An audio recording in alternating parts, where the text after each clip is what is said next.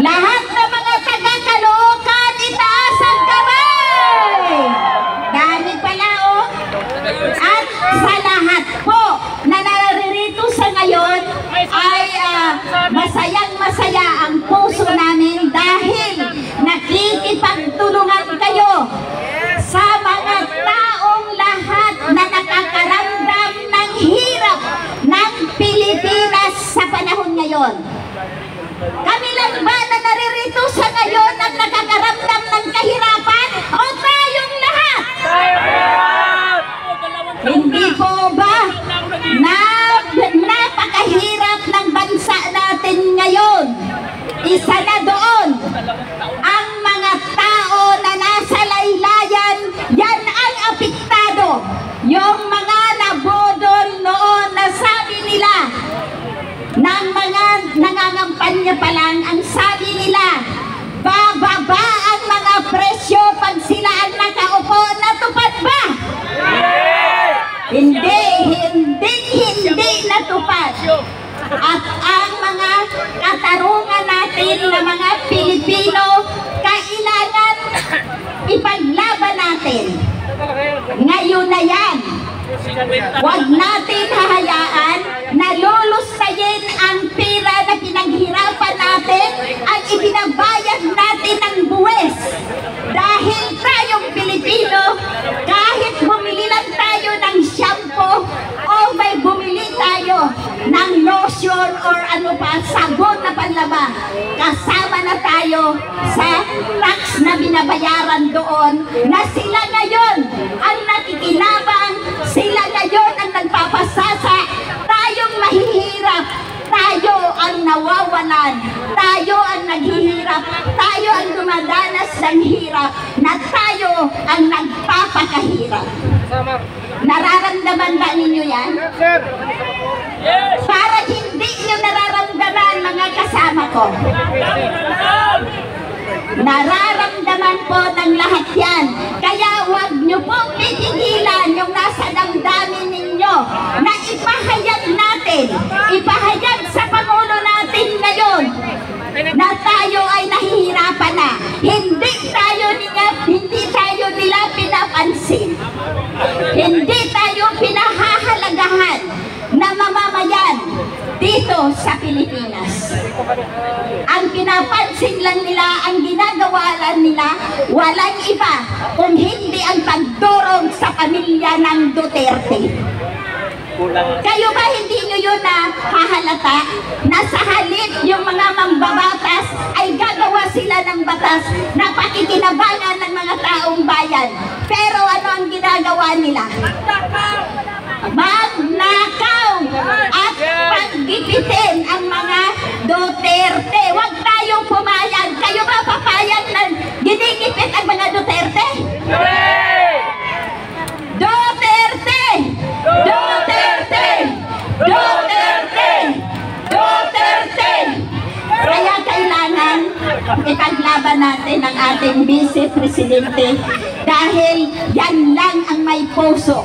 Mga Duterte lang ang mayroon puso na nakakaintindi sa mga mahihirap. Ang hindi lang papayag yung mga gumagamit na pinagbabawal ng gamot dahil mababawasan sila.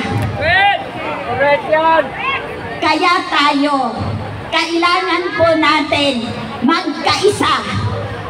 Kayo po na mga taga-Samar, kayo po na mga taga-Bisaya, at mga Ilocano, mga Bicolano, at lahat po na mga tao sa Pilipinas, dapat po magkaisa tayo na ipaglaban ng ating karapatan.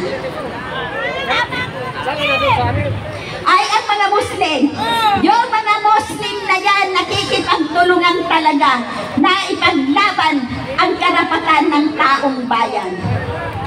Lahat na mga gaya ng Katoliko, lahat na mga relihiyon, nakikipagtulungan sila. Kaya nga lang, kailangan po simulan natin. Tayo ang magsimula dahil tayo, yung masisipag na naririto ngayon sa gabing ito, ilang araw na, ilang buwan na kami na nakikipagtulungan dito sa Friday groups, sa Maisog, sa lahat na mga nagmamahal sa kay Inday Sara, na gusto nila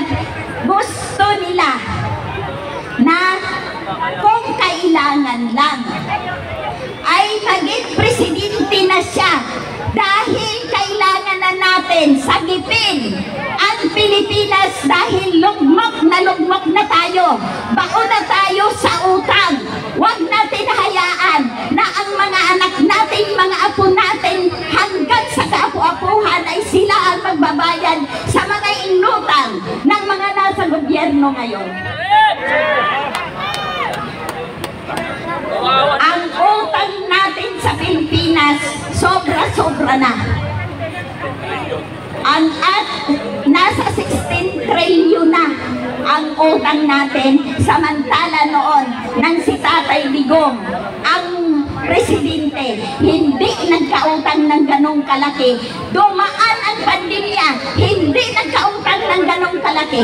Ngayon, marami ang mga sakuna na dumaan, pero wala silang ginagawa kung hindi sasabihin lang, saka na lang. Saka na lang daw, dahil mayroon pa naman ibang sakuna na darating. Hindi natin pwede ipagawa dahil masisira lang. Kayo ba? Ikaw ang pinuno, ikaw ang tatay ng Pilipinas, isasagot mo ba yun sa mga anak mo na saka na lang? Saka ka na lang mag-aral. Kaya, anong klaseng pang-gobyernuhan ito? Di ba ba? Kayo may sabi niyan, isigaw nyo lahat ang sinabi nyo bangat.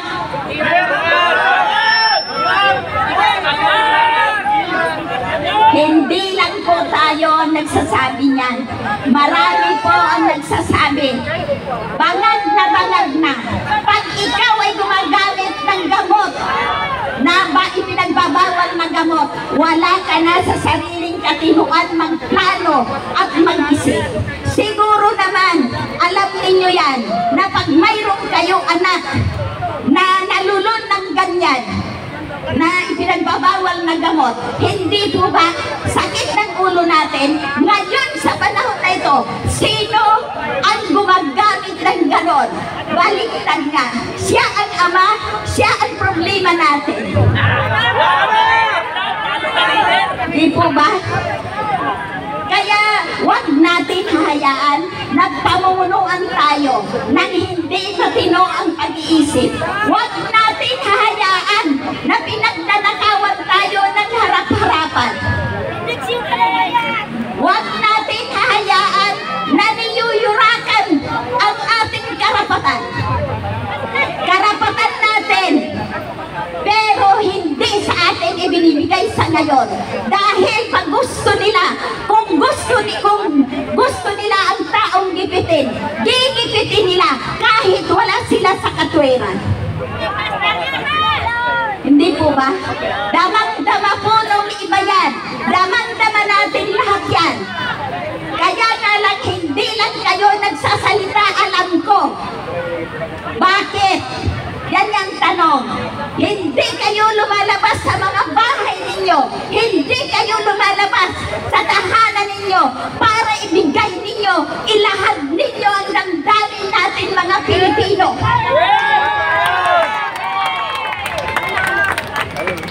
Bakit kami naririto sa ngayon? Marami kami, libo-libo kami.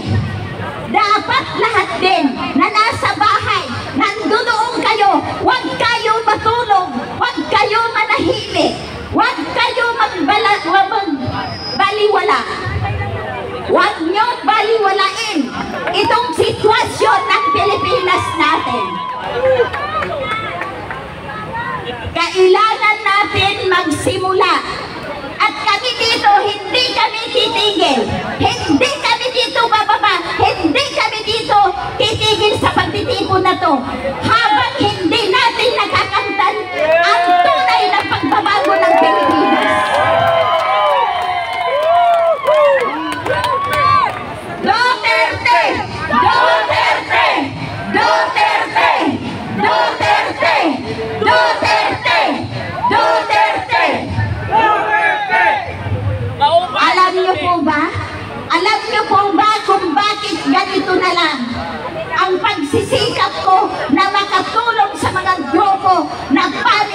Duterte. Bakit po? Dahil po damang-dama ko, Duterte lang ang may puso, Duterte lang ang nakakaunawa sa taong mahihirap. Mapagmahal si Tatay Digong at ang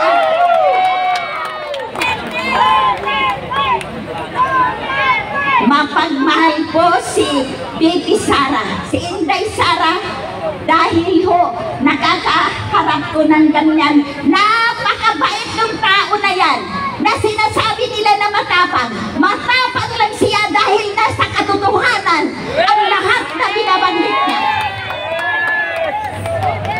Matapang si Inday Sara dahil po pinagtutulong-tulungan siya. Huwag natin hayaan mag-isa si BP Sara. Tulungan natin sila. Pag tayo mga Pilipino magkaisa at tayo sa dami-dami nang bumoto sa kanya, ipagtanggol nyo yung ibinuto, yung isinulat nyo sa balutan ninyo.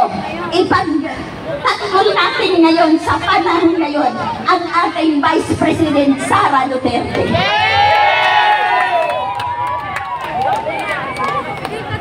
Kailangan po na tayong mahihirap, magkaisa na po tayo. Kailangan po, gisingin na natin yung mga kasamahan natin sa pamilya natin. Na naniniwala sila sa mga paninira kay Inday Sara. Hindi po totoo yan. Bakit? Yung sinasabi nila na budget ni Inday Sara, napakaliit na halaga yun. Kaysa sa budget noong mga kasamahan niya.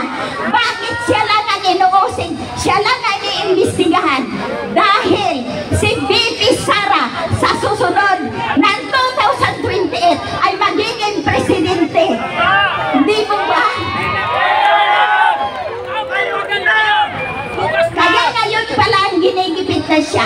Ngayon pa lang tinitibag na siya. Dahil mayroon Duterte ulit na uupo. Mayroon ulit Duterte na magtatanggol sa mga naaapi. Duterte! Duterte! Duterte! Duterte! Duterte! Duterte!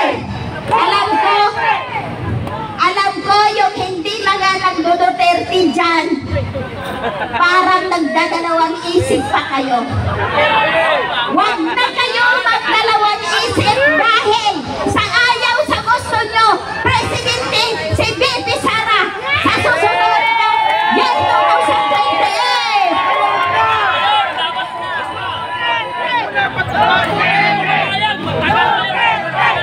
Duterte!